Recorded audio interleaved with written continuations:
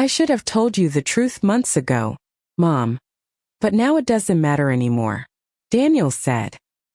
His voice barely steady over the soft clink of glasses and polite laughter filling the room. And Margaret Collins simply looked at him, her expression calm, almost detached, as if he had just commented on the weather instead of unraveling something that had been quietly breaking for far longer than anyone in that beautifully decorated dining hall could possibly understand. The celebration had been her idea, carefully planned over the past 2 weeks. Every detail chosen with the same thoughtful precision she had used her entire life to hold her family together, from the ivory table linens to the warm golden lights strung across the ceiling, casting a soft glow over the polished wood floors of the country club just outside Hartford, Connecticut, a place Daniel had always loved as a boy, back when he would run across those same floors in scuffed sneakers, laughing without hesitation, before life and perhaps other influences had taught him to lower his eyes and measure his words. Margaret had arrived early that evening, as she always did, checking each table setting, adjusting a fork here, smoothing a napkin there, her movements steady and deliberate, betraying none of the quiet heaviness that had settled into her chest since her husband passed 18 months earlier. Because if there was one thing she had learned over 68 years, it was how to carry pain without letting it spill into the room. Guests had begun arriving just after 6, their voices filling the space with warmth and easy conversation. Friends and distant relatives congratulating Daniel and his wife Sophia on their recent business expansion, a milestone Margaret had insisted deserved recognition, even if the idea had been met with only mild enthusiasm from the couple themselves. Sophia had arrived last, elegant as always, her cream-colored dress perfectly tailored, her smile polished and effortless, the kind that never quite reached her eyes, and she had greeted Margaret with a light embrace that felt more like a formality than affection, her hand resting briefly on Margaret's shoulder before slipping away as she turned to greet more important guests. Daniel had followed closely behind, his posture slightly tense, his gaze flickering around the room as if searching for something he couldn't quite name. And when his eyes met Margaret's, there had been a moment, just a fraction of a second, where something unspoken passed between them, something uncertain, almost fragile, but it disappeared as quickly as it came, replaced by a polite nod and a faint smile that didn't linger. Throughout the evening, Margaret noticed the small things, the quiet shifts that others might have missed, the way Daniel deferred to Sophia before answering simple questions, the way conversations seemed to pause when she approached, the way decisions about the evening's schedule had been made without her input, even though she had organized the entire event, and she said nothing, because silence had always been her way of understanding more than words ever could. She moved through the room with quiet grace, thanking guests for coming, accepting compliments with a gentle nod, her blue eyes observant, taking in every detail, every glance, every subtle exchange. And as the night unfolded, a faint sense of distance settled around her, not sharp enough to alarm, but persistent enough to be felt. Like a draft in a room where all the windows appeared to be closed, by the time dinner was served, the room had reached its peak of warmth and celebration, laughter rising easily, glasses raised in toast, and Margaret stood near the head table, watching as Daniel and Sophia accepted congratulations, their smiles bright under the soft lighting, and for a brief moment, she allowed herself to believe that perhaps she had imagined the distance, that perhaps this night would be exactly what she had hoped for, a simple gathering of family, a reminder that despite everything, there was still something holding them together. But then Daniel cleared his throat, his hand tightening slightly around his glass, and the subtle shift in the room was almost imperceptible, conversations quieting just enough for his voice to carry, and Margaret turned toward him fully, her posture straight, her expression composed, as if she had been expecting this moment all along, even if she couldn't yet name what it would bring. And when he finally spoke, when those words left his mouth with a weight that seemed to settle over every table and every carefully arranged detail she had put into this night, Margaret did not interrupt, did not question, did not react in the way anyone might expect, because somewhere deep within her, something had already begun to understand that whatever truth he was about to reveal, it had been shaping itself long before this celebration, long before this night, and perhaps long before she had even realized it needed to be uncovered. 48 hours earlier, the house had been quiet in a way Margaret Collins had never quite grown used to, the kind of silence that settled into the walls and lingered in the corners of each room, especially in the early morning when the sunlight filtered through the thin linen curtains in the kitchen, casting soft patterns across the worn oak table where she sat with her coffee, both hands wrapped around the mug as if it offered more than warmth. The clock on the wall ticked steadily, each second measured and precise, a rhythm she had come to rely on since her husband's passing, because it reminded her that time was still moving forward. Even when everything else felt suspended, she had woken before 6, as she always did, her body still aligned with decades of routine, and for a brief moment, she had reached toward the other side of the bed before remembering, her hand resting on the untouched pillow for just a second longer than necessary before she rose without a sound. The house, once filled with conversation and movement, now responded only with echoes, the creak of the floorboards beneath her feet, the faint hum of the refrigerator, the quiet drip of the coffee maker finishing its cycle. She moved through the kitchen with practiced ease, placing a single plate on the table, cutting a piece of toast she did not really intend to eat, her appetite something that came and went without warning these days, and as she sat down,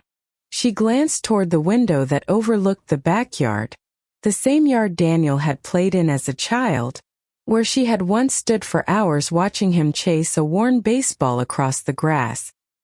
His laughter carrying through the open windows, filling the house with a kind of life that felt distant now. She had not seen him in person for nearly 3 months before he called about the celebration, his voice quick, efficient, as if the conversation were just another item on his schedule, and yet she had agreed without hesitation, because any invitation, no matter how brief, still carried the possibility of something more.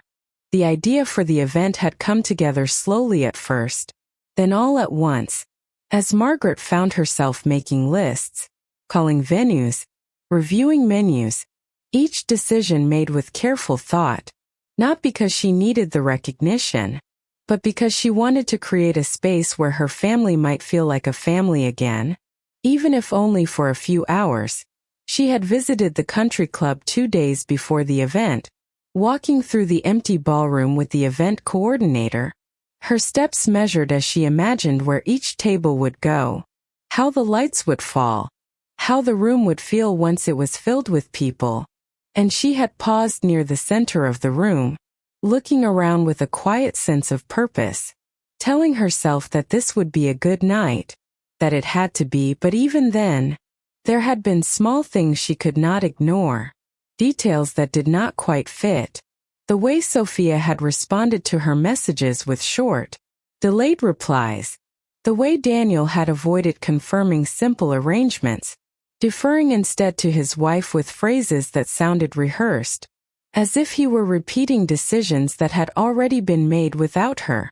Margaret had noticed. Of course she had, because she had always noticed everything, but she had chosen not to press, not to ask questions that might disrupt the fragile balance she was trying to maintain, and instead she focused on what she could control, the placement of each chair, the timing of each course, the soft instrumental music that would play in the background, details that created the illusion of harmony, even when something beneath the surface felt slightly off. That afternoon, as she returned home from her final meeting at the venue, she had paused in the doorway, her keys still in her hand, listening to the silence of the house once more, and for a moment, a thought crossed her mind, quiet but persistent, asking whether this effort would be met with the same care she had given it, or whether it would simply pass through unnoticed, like so many other things had in recent years. But she set the thought aside, placing her keys in the small ceramic dish by the door, straightening her coat, and moving forward with the same steady composure she had carried her entire life. As hope, even when it was quiet and uncertain, was something she had never quite learned to let go of. By the afternoon of the day before the celebration, the small inconsistencies Margaret Collins had quietly set aside began to settle into something more defined, not loud enough to alarm her, but persistent enough to follow her from room to room as she moved through the house preparing final details, her hands occupied with familiar tasks while her mind lingered on moments that did not quite align. Daniel had called briefly that morning, his voice distracted, his sentences clipped, confirming the time but not the details, and when she mentioned the seating arrangement she had carefully planned, there was a pause on the line before he responded that Sophia might have already made some adjustments, his tone light but uncertain, as if he were repeating information he did not fully understand himself. Margaret had simply said that was fine, because it was easier to accept the change than to question it. But after the call ended, she remained standing in the kitchen, the phone still in her hand, listening to the quiet hum of the house as a faint sense of displacement settled deeper into her chest. Later that afternoon, she drove to the venue once more. A short 15-minute drive through familiar streets lined with early autumn trees just beginning to shift in color, the leaves catching the sunlight in soft shades of gold and amber. A scene that might have felt peaceful under different circumstances, but today her attention drifted inward, replaying small interactions that had begun to feel less like coincidences and more like pieces of something she could not yet see in full. When she arrived, the staff greeted her politely,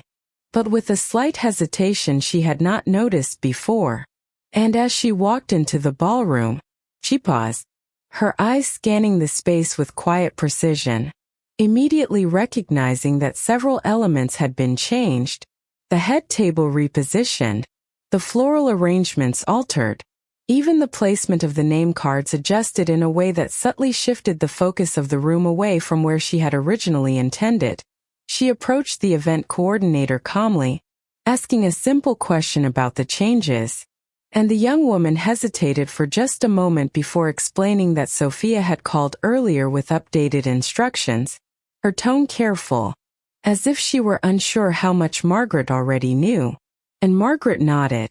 offering a polite smile, thanking her for the clarification, her voice steady, controlled, revealing nothing of the quiet realization forming beneath the surface. She spent another hour walking through the space, making no further corrections, allowing the changes to remain exactly as they were, because something inside her had shifted from wanting to control the outcome to wanting to understand it. And as she left the venue, she did not rush, did not call Daniel back, did not send a message. She simply drove home in silence, her hands resting lightly on the steering wheel,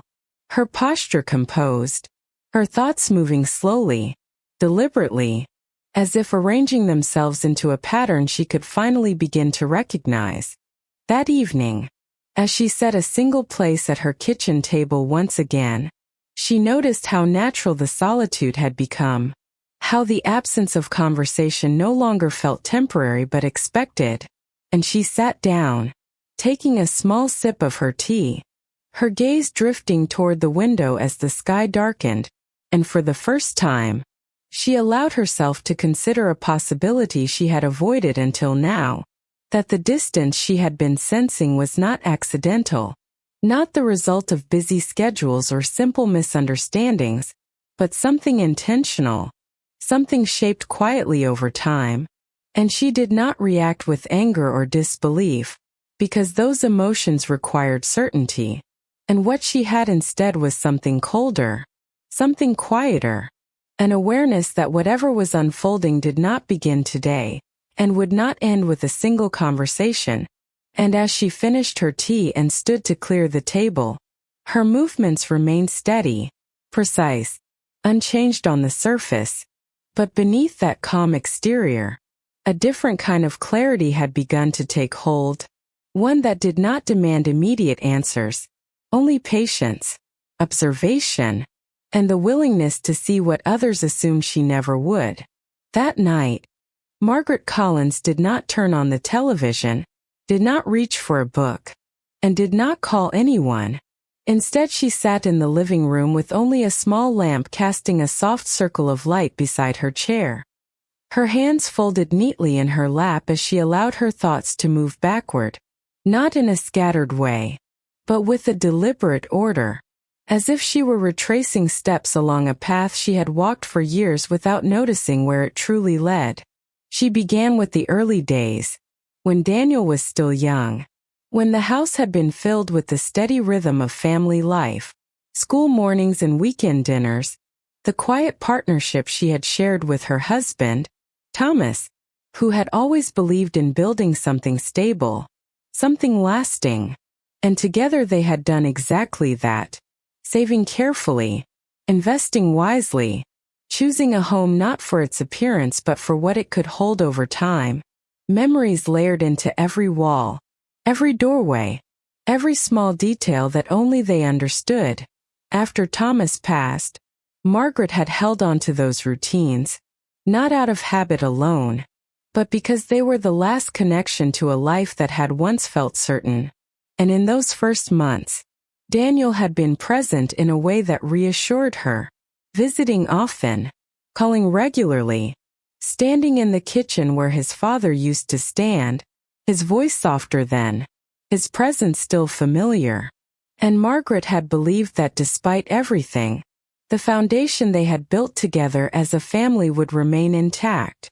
But as the years moved forward, the changes had not come all at once. They had unfolded quietly, almost imperceptibly. Small adjustments that were easy to explain at the time, a missed visit here, a shortened conversation there, a decision made without consulting her that could be justified as practical, efficient, modern, and she had accepted each one without resistance, telling herself that this was simply how life evolved, that children grew into their own lives, that independence did not have to mean distance. Yet now, sitting in the stillness of her living room, she began to see those moments differently, not as isolated incidents, but as part of a pattern that had been forming gradually, a shift in balance that she had not fully acknowledged until it was nearly complete. She thought of the first time Sophia had insisted on handling a financial matter that Margaret had always managed herself, presenting it as a helpful gesture. Then the way Daniel had supported that decision without question, his tone calm, reasonable, leaving little room for disagreement without appearing difficult. And Margaret had stepped back, not because she lacked the ability, but because she believed trust was something to be given, not guarded. She remembered the holiday dinners that had slowly moved from her home to theirs, the explanations always practical, the space more convenient, the schedule more flexible, until 1 year passed when she was no longer asked to host at all, and she had told herself it did not matter. That being present was enough. Even if the role she once held had quietly diminished, she considered the conversations that had become shorter, more structured, the way Daniel would check his watch mid-sentence, the way Sophia would redirect discussions toward plans that did not include her, always politely, always with a smile that made it difficult to object without seeming unreasonable. Each memory settled into place with a clarity that did not bring anger, only understanding, a recognition that what she was experiencing now was not sudden, not unexpected, but the result of a long series of choices, both theirs and her own. And for a moment, she allowed herself to acknowledge something she had avoided for years, that by choosing not to question, not to challenge, not to see beyond the surface, she had made it easier for others to decide her place without ever having to say it directly. The realization did not overwhelm her, did not break her composure. Instead, it settled quietly, like a final piece of a puzzle fitting exactly where it belonged. And as she leaned back slightly in her chair, her gaze steady, her breathing even. She understood that whatever was about to unfold at the celebration was not the beginning of something new, but the natural conclusion of something that had been quietly unfolding for a very long time. And for the first time, she did not feel uncertain about what she was seeing. She felt prepared to watch it clearly, without interruption, without denial, and without the need to be told what she already knew.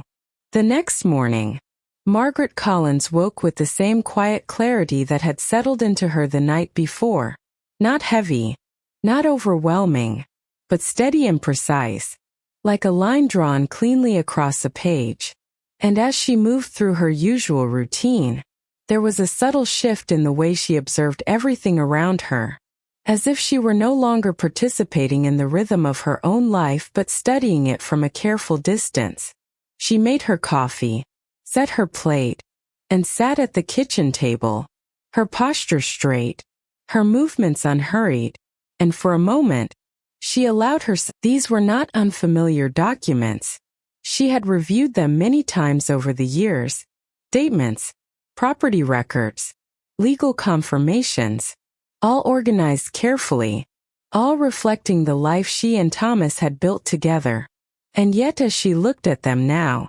she noticed details she had once accepted without question. Signatures added during periods when she had been told it would be easier for Daniel to handle certain matters. Adjustments made to accounts that had seemed reasonable at the time. Small shifts in ownership that had been explained as practical steps for the future. She did not rush, did not react. She simply read, her eyes moving steadily across each line, her expression unchanged. And with each page, the pattern she had begun to see the night before became clearer, not in a dramatic way, not with sudden revelation, but with the quiet certainty of something that had always been there, waiting to be recognized. Around mid-morning, her phone rang, the screen lighting up with a familiar name, Evelyn Parker, and Margaret let it ring once, twice, before answering, her voice even composed, greeting her friend with the same warmth she always had, though beneath it there was now a different awareness. Evelyn spoke first, her tone gentle but direct, asking about the preparations for the evening, mentioning that she had stopped by the venue earlier and noticed some changes, her words carefully chosen, as if she were testing how much Margaret already understood. And Margaret listened without interruption, acknowledging the observation with a simple response, neither confirming nor denying, allowing the conversation to remain light on the surface while something deeper passed silently between them. There was a brief pause, and then Evelyn added, almost casually, that she had overheard a conversation the previous day, something about timing, about announcements, about decisions that had already been finalized. And she did not elaborate, did not need to, because Margaret understood enough from the tone alone, from the way certain words were left unsaid, and she thanked her quietly, not for the information itself, but for the honesty behind it. When the call ended, Margaret set the phone down and remained seated for a moment, her gaze resting on the documents still spread out before her, and she did not feel surprised, did not feel betrayed in the way others might expect. Instead she felt something far more controlled, a sense of alignment between what she had suspected and what was now confirmed, and as she carefully gathered the papers, returning them to their place in the cabinet, her movements precise, unhurried, she understood that whatever would be revealed that evening was no longer something she needed to uncover. It was something she was prepared to witness. The woman staring back at her was not fragile, not uncertain, but someone who had endured, adapted, and learned far more than anyone in that carefully arranged celebration would ever assume. And as she reached for her pearl earrings, fastening them with practiced ease, she felt no urgency, no need to rush, because whatever awaited her that evening was no longer something she feared. It was something she intended to observe fully, without interruption, The drive to the country club was quiet, the roads familiar, lined with trees now touched with deeper shades of autumn, and Margaret kept both hands lightly on the steering wheel, her posture relaxed, her gaze forward, as if the path ahead required no questioning, only steady movement. When she arrived, the parking lot was already filling, soft lights glowing from the building, and she paused briefly before stepping out of the car, taking in the scene with a calm awareness, noting the number of vehicles, the voices drifting faintly through the entrance, the subtle energy of anticipation that surrounded events like this. And she adjusted her coat, smoothing the fabric with one simple motion before walking inside. The ballroom looked exactly as it had the day before, the changes still in place, the arrangement no longer unfamiliar but accepted. And Margaret moved through the space with quiet confidence, greeting the staff with a gentle nod, her presence acknowledged but not centered, just as she had expected. And she did not attempt to reclaim anything, did not correct a single detail, because she understood now that the evening was not about the event itself, but about what it would reveal. Guests began to arrive, their conversations filling the room with polite warmth, and Margaret welcomed each one with measured grace, her voice soft, her smile controlled, listening more than she spoke, observing the way certain names were mentioned, the way certain questions were redirected, the way Daniel and Sophia positioned themselves within the room, always slightly apart from her, always just out of reach of direct conversation. And she noticed how easily others followed their lead, how naturally the focus shifted away from her without anyone explicitly deciding it should. Daniel approached her briefly near the entrance, his expression composed but strained beneath the surface, his greeting polite, almost rehearsed, and Margaret met his gaze calmly, her eyes steady, offering no sign that she had already begun to understand far more than he intended to share. And when Sophia joined them, her presence smooth and controlled, her words carefully chosen, Margaret responded with the same quiet composure, neither challenging nor encouraging, simply allowing the moment to pass as it was presented. As the evening progressed, Margaret took her seat at the table assigned to her, noting its position slightly removed from the center, not isolated, but not prominent either, and she adjusted her napkin, placed her hands lightly on the table, and allowed herself to become still, her attention focused not on participating, but on witnessing, because every gesture, every exchange, every carefully timed announcement carried meaning, and she was no longer interested in appearances, only in understanding the structure beneath them. When the first toast was announced, she lifted her glass along with the others, her expression unchanged, her posture straight, and she listened closely, not just to the words being spoken, but to the pauses between them, to the subtle hesitations, to the way certain truths seemed to hover just beyond what was openly acknowledged. And as she lowered her glass, setting it gently back onto the table, she felt a quiet certainty settle fully into place, not dramatic, not overwhelming, but clear. And in that clarity, she recognized that whatever would be said next, whatever would be revealed before the night was over, would not catch her unprepared, because she had already seen the outline of it forming long before anyone found the courage to give it a voice. As the evening moved deeper into its carefully structured rhythm, the atmosphere in the ballroom shifted in ways that were subtle enough to go unnoticed by most, yet unmistakable to Margaret Collins, who remained seated with her hands gently folded in her lap, her posture composed, her gaze attentive, following not just the flow of the event but the underlying pattern guiding it. The second round of speeches began, each one polished, appreciative, filled with the kind of language that celebrated success and unity, and Margaret listened without interruption, her expression neutral, her eyes occasionally drifting toward Daniel, who stood near the center of the room, his shoulders slightly tense,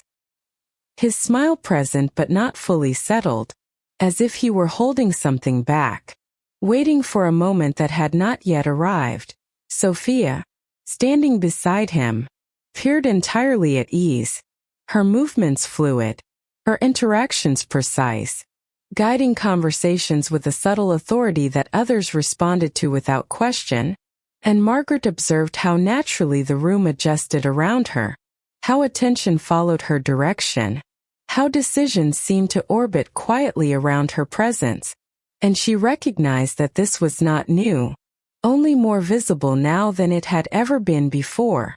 A server approached Margaret's table, placing a plate in front of her with careful attention, and she thanked him softly, her voice steady, before turning her attention back to the room, where Daniel had just been handed a microphone, the shift immediate, the conversations lowering into a quiet expectancy as all eyes moved toward him.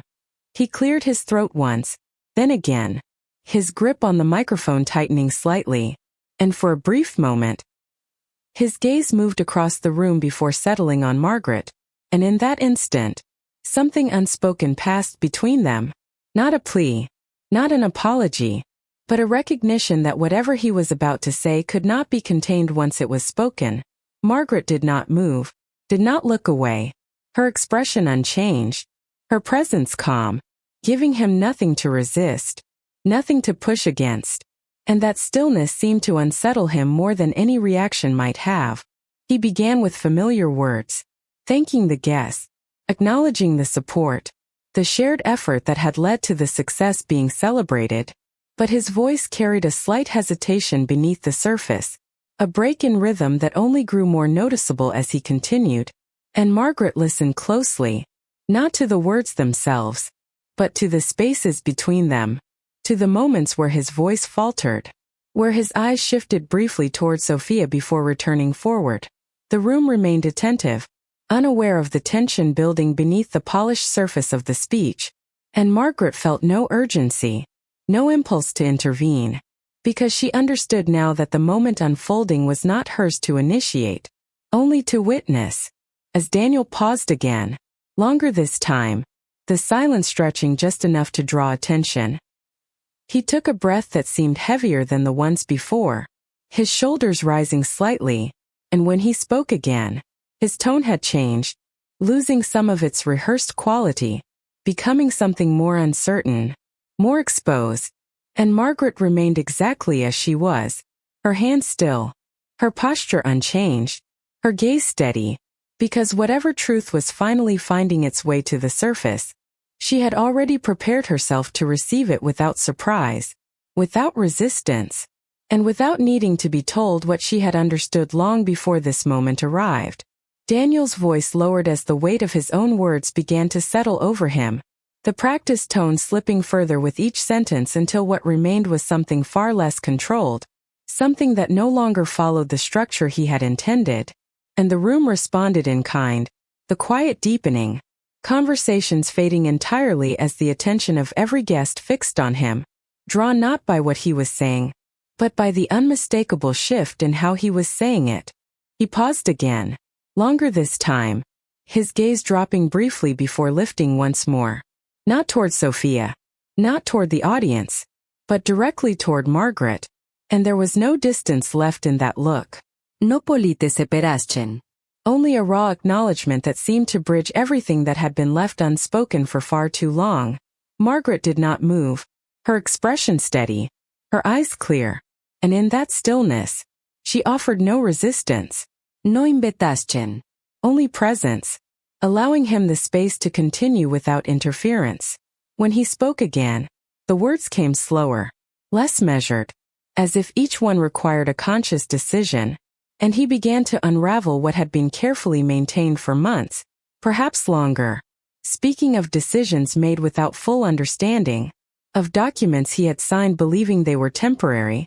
procedural, necessary, and as he continued, it became clear that what he was admitting was not a single action, but a series of choices, each one small on its own, but together forming something far more significant. something that had quietly shifted control, ownership, and intention away from where it had originally belonged. Sophia's posture changed almost imperceptibly beside him, her composure tightening, her smile fading just enough to reveal the tension beneath it, and she stepped slightly closer, as if to steady the situation. But Daniel did not look at her this time, his focus remaining fixed.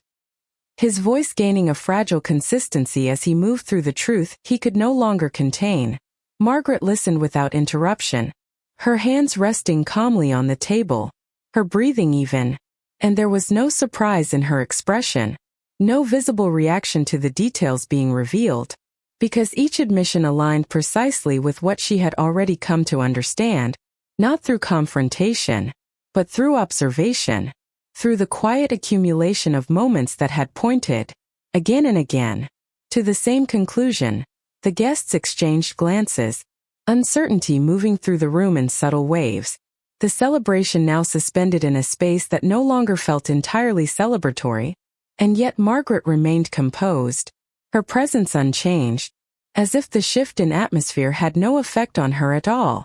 Daniel's voice faltered near the end, the final words coming with a weight that seemed heavier than anything he had said before, and when he finished, the silence that followed was not immediate applause, not polite acknowledgement, but something far more uncertain, a pause that held the room in place, waiting for a reaction that did not come. Margaret did not stand, did not speak, did not signal any judgment or forgiveness. She simply met his gaze for a moment longer, then lowered her eyes slightly, not in submission, but in quiet acknowledgement that what needed to be said had finally been said, even if it had arrived far later than it should have. And as the room slowly began to stir again, voices returning in hushed tones, Margaret remained exactly as she was, because the truth, now spoken aloud, had not changed her understanding. It had only confirmed that she had been right to see it long before anyone else was willing to admit it. Margaret Collins allowed the silence to settle fully before she moved, not because she needed time to decide what to do, but because she understood the value of letting a moment complete itself. And as the low murmur of voices slowly returned to the room, she placed her hands gently on the table and rose to her feet with the same quiet grace she had carried throughout the evening, her posture straight, her expression composed, drawing just enough attention to shift the focus once more without demanding it. Daniel remained where he stood, the microphone still in his hand, his shoulders lowered now, the tension that had carried him through his admission replaced by something heavier, something uncertain. And when Margaret stepped forward, closing the small distance between them, she did not rush, did not hesitate. She simply moved with purpose, her heels soft against the polished floor, her gaze steady and clear. When she reached him, she did not take the microphone, did not address the room. Instead, she looked at him directly, her voice quiet, measured, yet unmistakably firm as she spoke only to him, her words not meant for the audience, but for the one person who needed to hear them. And though those closest could catch fragments, the full meaning remained contained within that small, controlled exchange. She told him that she had already seen it, not in the way he had just described, but in the pattern that had formed long before tonight, in the choices that had been made without her, in the trust that had been redirected rather than broken all at once, and that what he had finally spoken aloud did not surprise her, because it had been present in every hesitation, every omission, every carefully avoided conversation over the past several years. Daniel listened without interruption, his expression shifting with each sentence, not from shock, but from recognition, as if he were hearing something he had always known but had never fully faced. And Margaret continued, her tone unchanged, explaining that the documents, the decisions, the quiet transfers of control had not gone unnoticed, that she had reviewed everything, that she had taken her time to understand it completely before deciding what needed to be done. There was no accusation in her voice, no raised tone, only clarity. And when she finished, she did not wait for a response. Because this was not a conversation meant to be negotiated. It was a statement of understanding, of conclusion. She stepped back slightly, her gaze softening just enough to acknowledge the history that still existed between them, the years that could not be erased by a single series of choices. But her posture remained firm, grounded in the present rather than the past. And she told him that what mattered now was not what he had admitted, but what had already been set in motion before this night had begun. She turned then, not abruptly, but with quiet finality, and walked toward the exit of the ballroom, her movement unhurried, her presence leaving the room in the same composed manner it had occupied it. And as she passed through the softly lit doorway, the noise of the celebration fading behind her, she did not look back, because there was nothing behind her that required her attention any longer. Outside, the night air was cool, the faint scent of autumn carried on a light breeze, and Margaret paused briefly beside her car, her hand resting on the door handle as she took a slow breath, not out of relief, not out of exhaustion, but as a simple acknowledgement that something had reached its natural end, not through confrontation, not through conflict, but through understanding. And as she opened the car door and settled into the driver's seat, the quiet returning around her once more, she started the engine and drove away without hesitation, the road ahead clear, not because it had been made easier, but because she had finally chosen to see it exactly as it was.